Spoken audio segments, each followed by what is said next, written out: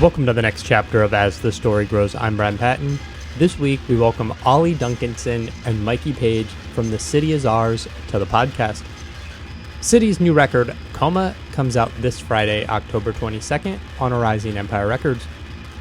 The guys chat about the music scene in the UK, Ollie's transition from band photographer to frontman, and the lyrical themes on Coma. I've gotten to hear the entire record, and it's absolutely incredible. The City can go from guttural death metal to pop hooks, and it just works.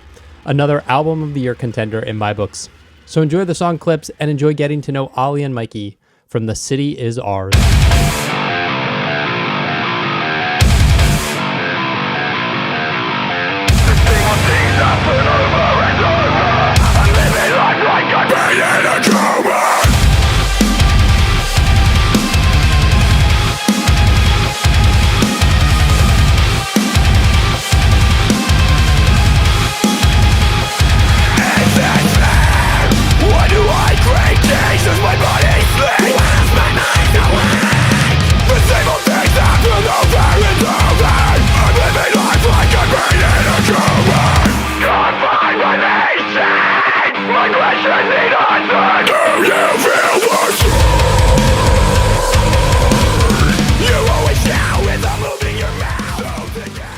Yeah, I mean, we're very well, thank you. I think I'm very well. Ollie, are you all right? Yeah, I'm good, thank you, mate. That's great. I'm doing great. I'm glad to have you guys on. Let's just start. What got each of you into music? What got us into music, man? I mean, music's been part of my life for like literally as long as I can remember. I think it's just my family. My dad used to play double bass in a like rock and roll band, so that's kind of cool, and things like that. But I was just brought up on like all the old like 50s rock and roll music. My grandma is arguably the biggest Elvis Presley fan you've ever seen in your life. Her house is essentially a shrine to the man. I mean, don't get me wrong, he's amazing, but yeah, pretty wild. So yeah, I just kind of got like brought through and gradually sort of like went from 50s music through to like sort of like obviously 60s with the Beatles and stuff, and then gradually introduced to bands like AC/DC and Led Zeppelin and then into like Guns N' Roses, and then from there that was where I sort of found like metal music, and that was really when I was like, oh, okay, I want to start some kind of, you know, metal, pop punk, all that kind of stuff. And it was kind of trying to start a band that was like an amalgamation of all of those things, really. So that's my story. Yeah. Ollie's is pretty different, though, I think. Yeah, well, like, it's kind of the same. It's like, not like, I've never had a point where I'm like, oh, I'm into music now. Yeah. It's like my brother and like my family, like we were always like encouraged to try like new like instruments, try to learn new instruments and stuff like that. But none of no like guitars and piano or anything like that stuck with me, even though I'd somehow managed to get a piano in my room that I never used. But yeah, I just ended up just listening to whatever my bigger brother was listening to, and it ended up being like Slipknot when I was like 9 and he was 14. And then then he started being in bands that were just Guns N' Roses copycats. So it's kind of like the same like direction that Mikey went in. And then I started doing photography and like going to local shows. And that's mainly how I know a lot of people. Like that's how I met Mikey, is like taking photos of like City before I was part of it. But yeah, I just go to a load of local shows and take photos because if I didn't know anyone, at least I could just hide behind my camera. Nice. What was the local scene like in that area? Like, was there a big like underground like hardcore metal scene? I think it's like even though well no yeah even though England's a lot smaller than America, like the scene is different like every like 25 miles really.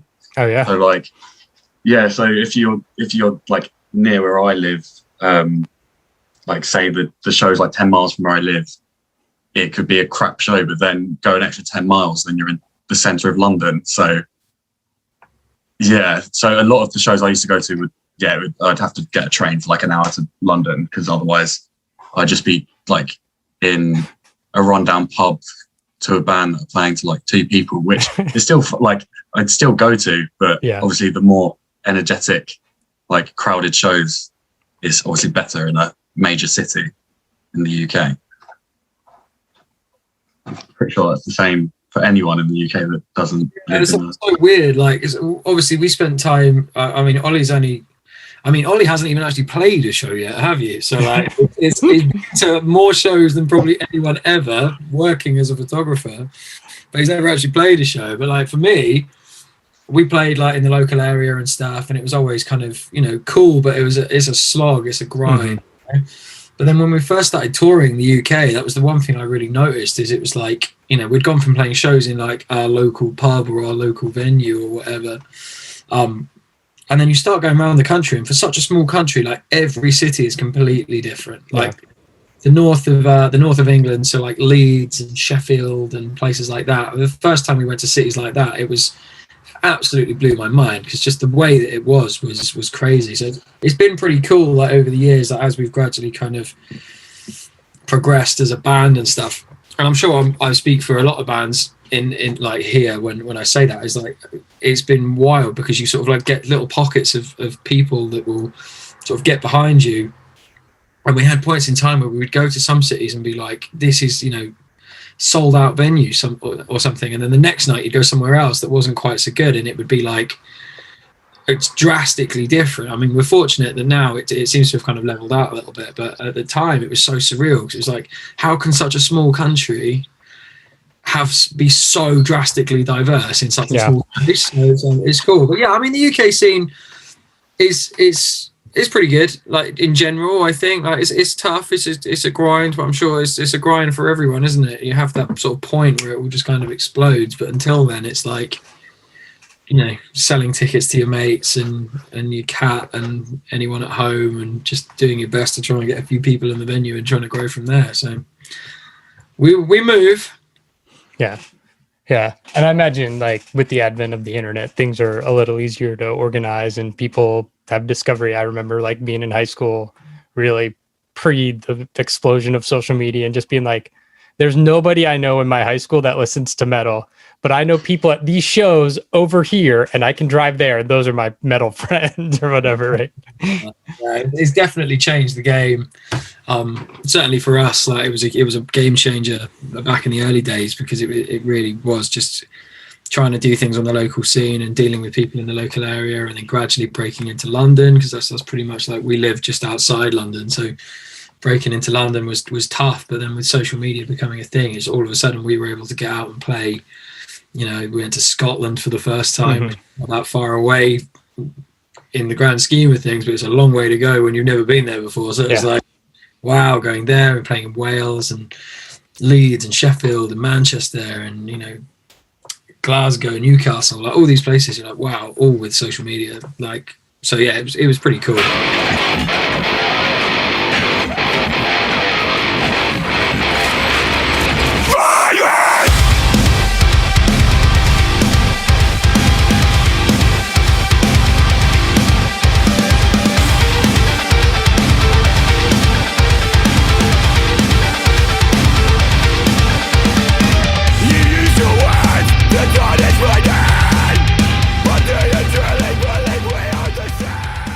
So yeah, TheCityIsOurs. I mean, it was a project that we kind of kicked off about 6 years ago overall, and we kind of were from, like you were talking about the local scene. We were kind of all from like different bands within the local scene, so we sort of got put together ourselves, but sort of before we were friends or anything really. Like we all kind of knew who each other were, but we were like, oh, we want to start a band. We've all got sort of like-minded ideas, whatever. So we went through and. Yeah, it was like put that together, released the song, and then it kind of did it did okay. Like we got some, got some good numbers, and people were kind of keen on what we were doing, which was great. And then they were sort of saying, oh, when's the next release? And we literally didn't have anything. So, we worked and eventually put our first EP out, and that kind of, we were getting sort of radio play and a couple of things in sort of magazines that we'd been buying as kids and stuff, and it was pretty crazy. So that continued, and we eventually released our debut album in 2019, which was called Low. And that was like obviously really kind of a really cool moment for us. Like we're having our sort of first full page spreads in magazines, and got to play Download Festival in the UK and stuff like that, and did some stuff in Europe, and it was really sort of cool. And then Sam, who was our previous vocalist, left the band. Actually, when was it he left the band? In the beginning of 2020. But we didn't tell anyone that he'd left the band, particularly, so we kept it quiet. And Ollie, like he said, he was a photographer, and he had photographed and made music videos for our band loads of times. He was a good friend of ours, and we knew he could, like, he was a screamer. He did like the odd bit here and there, and we knew he had some vocals and stuff, but we didn't really know sort of like how good he was. He just done like the odd guest spot at gigs and things like that. So we then I told him what happened. Like, he was one of the very few people who knew what had happened, and we sort of had a conversation, and he was like, oh, I'd be interested in sort of trying out. And it was a bit like, oh, okay, cool. Didn't expect that. And then he got in the booth in our little studio where we were writing our album, because we were tracking our album, scheduled to do it with our original vocalist, and he left just before we started doing it. Oh, man. So, it was a tough one, but it was all good, and we figured it out, and we tracked the album just before the first UK lockdown, but obviously hadn't got the vocals done. Yeah. And then Ollie tried out, and it worked out, and it was all cool, and obviously it was really nice to have somebody that we knew and it was already part of what we were doing. So we put him we ended up writing all the vocal parts for him over Zoom calls and Skype sessions and all that stuff. And then when the UK opened up and let us out of lockdown for the first time, in summer 2020, we went into the studio, and we were let out of lockdown. I don't know if it was the same for you in the States, but we were let out of lockdown, and basically the restrictions were crazy. So we had to do things like wear masks like all the time while we were there, which was obviously pretty tough at times. And Ollie was in the other room doing his thing, and the rest of us were all kind of like masked up and sanitizing everything we touched, all that kind of stuff. So it was a pretty strange experience. But then we managed to finish the record in between the two lockdowns, and then here we are. Basically, we got the new album comes out in October this year. So it's been a strange process, but we got there. Yeah. Ollie, did you know you could scream? Had you been like practicing, or just like you're at the shows, so you like no. like no there's no way. Like I literally it's like as soon as I learned how to drive, I just gotten into like The Ghost Inside and like who else, like Counterparts and stuff like that, and I couldn't like driving, listening to the music, like you kind of have to like sing along to it. So I kind of like just forced myself how to not force myself, it kind of just happened. It's so weird, because I couldn't like teach anyone. There's no way. I don't understand how some vocalists like teach how to do it, because it literally was just like, oh, I can't do it. Oh, I can do it now. I don't know how.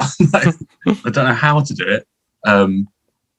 So yeah, I probably like knew how to do it in my car for like 5 years, and then I finally had the courage to go to like a mate's band, being like, "Can I do this bit in your song, please?"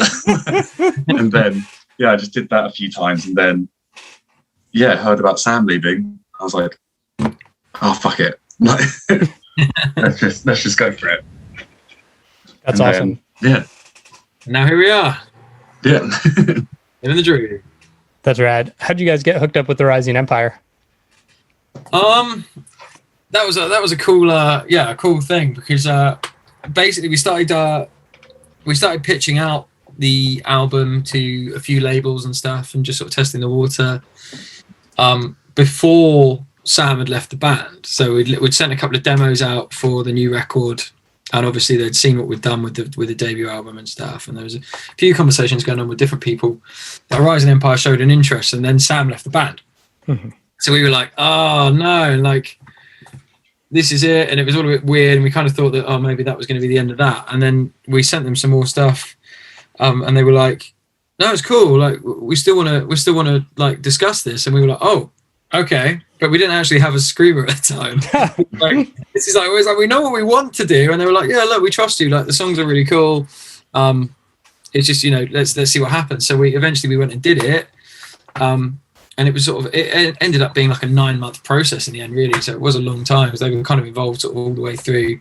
But we didn't actually sign the deal until after the album was done. So it was kind of like figuring it out and doing it a slightly sort of backwards way to the sort of normal way, I guess. But it was, they were really, obviously really lovely bunch of dudes and people just working for us and some other really cool bands on their roster. And, it was a real honor to kind of be, some of the bands on their roster are bands that we sort of listen to and are influenced by, and in some cases even bands that we listened to when we were younger, sort of growing up and stuff. Like, so to be included on their roster and be part of that was a pretty sort of momentous thing for us, because up until that point, we're still a very sort of DIY band in terms of the way that we do things. We like to be very hands-on, and Ollie still makes the music videos even now and stuff like that. And we're very creative in the way that we like to do things, but to have sort of that involvement as well was super cool, because it's just something that we've never had before. So yeah, it was different, but we're really grateful to be part of that team and on the roster with them. So yeah, it's been a fun journey, and long may that continue.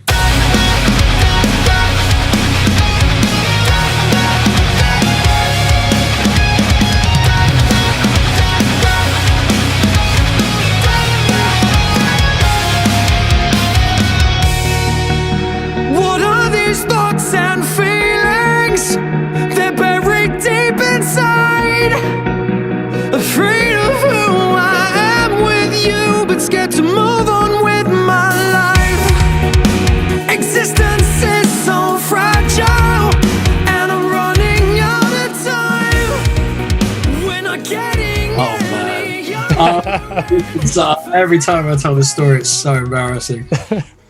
So there's a band from the UK that were a huge influence on us when we first sort of started out, and the bands that we were all in previously before City, and they're called the Death Banner.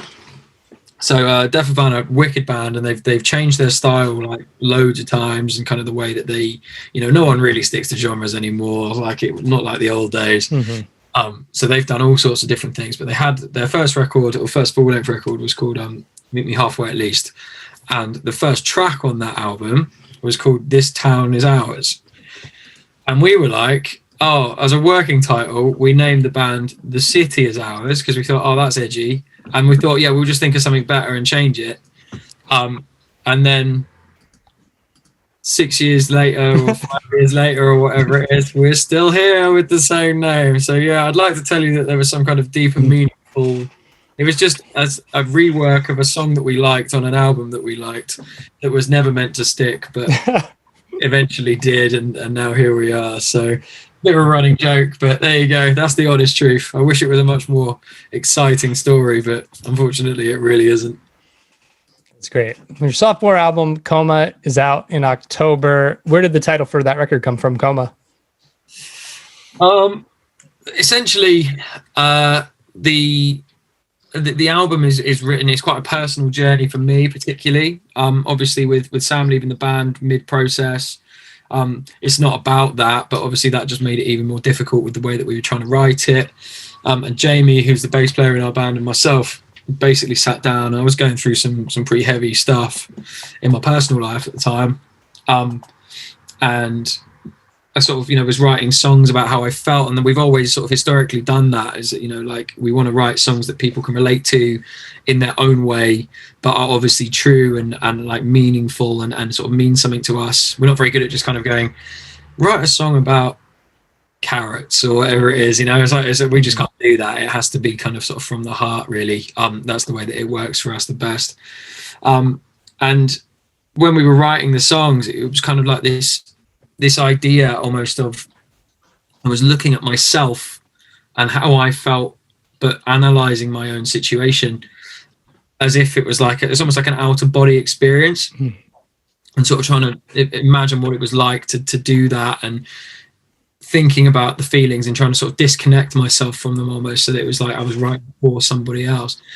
But there's also the idea of kind of like being in a situation and sort of not really realizing what's going on around you, and all of those things kind of just gave me this kind of visual image of like sort of being asleep and not really knowing what's happening around you. And that's kind of where the idea for Coma came from, because it was like the lyrics in the song are I'm living life like I've been in a coma, is essentially like I don't know what's happening. I'm kind of living each day and existing, but not necessarily living to the fullest, or I don't know, is this situation that I'm in? There were so many questions. So it was kind of having that idea of a period of time having passed and not really knowing how to kind of process those thoughts and feelings and emotions. So that's, basically where the idea for Coma came from. And it's almost kind of like this, the album sort of follows a journey, and almost by the end of it, it's kind of like coming out the other side and sort of waking up again and being like, okay, like I'm back and I'm in the real world, and I'm letting go of those things. And I'm sort of really grateful to the guys, obviously, for sort of getting behind the idea and letting me kind of roll, because it is very personal in terms of, I didn't write all the lyrics on the record. Jamie and I sort of put them together to get as a team, basically. But it was a very personal story in the way that I was sort of telling it, but I didn't want to sort of like over egg that. I wanted to make it as relatable for people as possible. So kind of that idea of sort of being asleep and then, not being an odd state of consciousness, I suppose, and then sort of coming through the other side, and the realization of waking up and sort of leaving your demons behind, and hopefully getting out the other side in a better and stronger way. But there you go, that's Coma. That's awesome. Ollie, as a new frontman, were you grateful to come into a situation where like the lyrics are already written and that pressure's not on you, or are you hoping like in the future to like have your fingerprints on the lyrics? No, in the future we definitely want to do more of a collaboration, but definitely thankful that everything was pretty much done by the time I joined. It's a better way to ease into the sort of situation. But I'm also super grateful that I'm joining an already established band. So it's a lot easier. They've already done the hard work, and you get to come in with the record deal already in place. I think the cool thing about it is it's like, we're really, really happy with the album, and we really feel like it's a sort of level up on where we were. Low was a very important album to us, and the way that it, what it did for us in our career and everything else. But Coma feels like, we try to kind of think outside the box a little bit, and, blur the genre boundaries. Some of the songs on the record are like heavier than anything we've ever done before. But some of the songs on the record are, essentially pop songs in places, with choruses and synths and new things that we hadn't really tried. And it was like The Death of Me is like super melodic and like exactly, man, anthemic. We wanted to sort of have that kind of line, and then it songs as you get into the record, like it blurs the lines even more in between, and there's bits where it's super heavy in places, and then it's like all within one song in some cases. So it's a real sort of juxtaposition of a record, and we're really stoked with it. But I think the thing that's exciting with Ollie is that we now have this whole other layer to explore when we're writing in the future of what's it going to be like to get Ollie's input into the writing session, because he had an input with the way that his vocals were put in, and it was collaborative in that sense. But in terms of the songs themselves, they were pretty much done. But then there's this whole new layer now to explore as well. So it's very exciting and refreshing as a member of the band to have something like that sort of on the horizon as something that we're going to be looking at in the future. So it's cool. That's awesome. So the record comes out in October. I don't know are you guys sitting there like fingers crossed, like that things will, I don't know what the state of lockdown is in the UK right now. I know in the States, people just kind of went, we're over it and we're done and we're moving on. I mean, we're better vaccinated, but so like, are you just kind of hoping like things open up and like you'll be able to tour and play shows, or are you planning like virtual concerts for record release stuff? Well, I think the start of this week, our Prime Minister was like, 19th of July is when restrictions are going to be eased. Okay. So hopefully from then, that's when shows are going to happen, because it's also, how many months? 3 months until October. Yeah. Like we could get put into lockdown again. Yeah. So yeah, we don't really know. Like we have tours, like we have 2 tours coming up, September and November. So hopefully we're able to play then. Yeah. But I guess we'll know when it's time.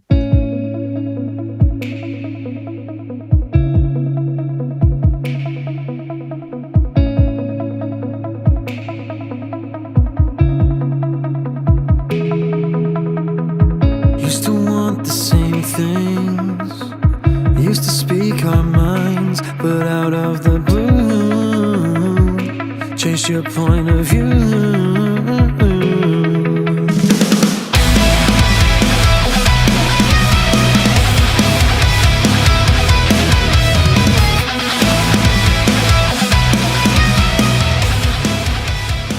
I think, yeah, really, it's just for everyone listening, it's just thank you for your support. If you're new to the City family, then welcome, because that's what this is to us. Like, you know, we want this to be a sort of immersive experience for people to get involved in. We take our relationship with our fans very seriously, and we like to try and sort of communicate with them as much as possible. So feel free to get in touch with us, obviously on social media and things like that, because we love to be able to kind of interact with things like that. The new record is out in October 22nd. It's called Coma. It's available to pre-order right now from www.TheCityIsOurs.co.uk, or if any of you guys in the States are familiar with Impericon, then you can get it from Impericon also, which is super cool. And yeah, really just we'd love to hear from you. If you dig what we're up to and you like what we're doing, then yeah, get in touch and drop us a tweet, send us a DM, whatever. We'd love to hang out and know what you think of our music. To think of all the little things that we could have had. And it's so sad to think of all the little things that we could have had. And it's so bad, 'cause we tried so hard, but we don't feel the same right now. Yeah, we tried so hard, but we don't feel the same right now. Yeah, we tried so hard, but we don't feel the same right now. I can't help but feeling that this is the end. I can't help but seeing that you're wrong. I don't wanna leave it, but I can't pretend. So let this go.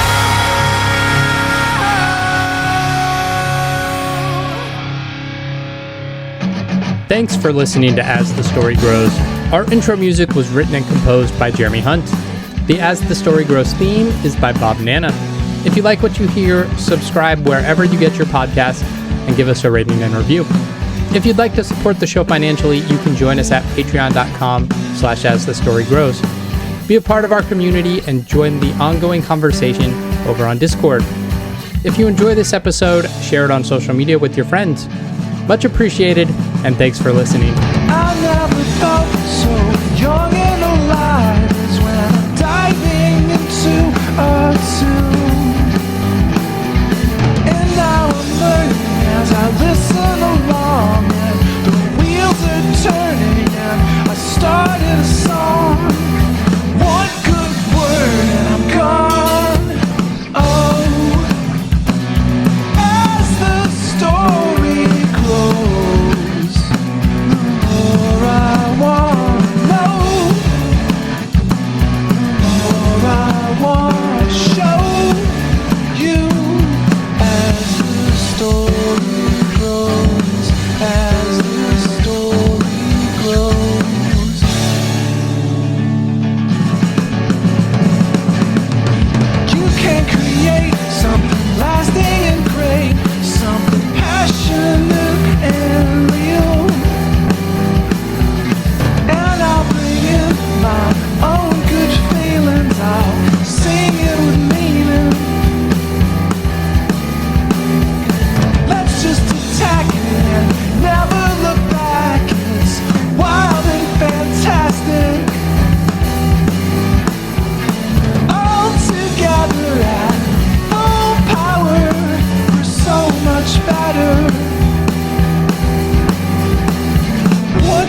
that word I listen.